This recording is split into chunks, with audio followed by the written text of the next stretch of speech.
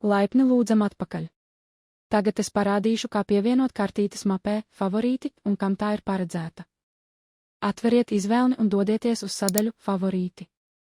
Lai pievienotu jaunu attēlu, nospiediet Pievienot. Ievadiet vajadzīgo vārdu. Pēc tam nospiediet Pievienot. Tagad kartīte ir pievienota mapei Favorīti.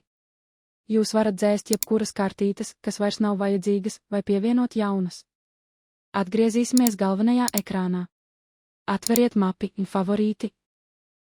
Tagad varat ātri izmantot tikko pievienoto kartīti. Apskatīsim, kā tas izskatās pārslēdzoties no paplašinātā līmeņa uz sākumu līmeni. Dodieties uz izvēlni un izvēlieties pārslēgt režīmu, pēc tam nospiediet Iesācējs.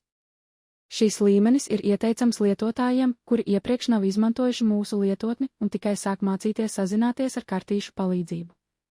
Atgriežoties galvenajā ekrānā, mēs redzam tikai kartītes, kas saglabātas mapē Favorīti. Visas pārējās mapes ir paslēptas. Tas palīdz lietotājiem pierast pie lietotnes, trenējoties ar dažām atlasītām kartītēm, bez vajadzības meklēt starp daudzām mapēm vai lielu attēlu skaitu. Ja jums ir jautājumi vai radušās problēmas, apmeklējiet kontaktu sadaļu mūsu galvenajā lapā. Mēs vienmēr esam gatavi jums palīdzēt.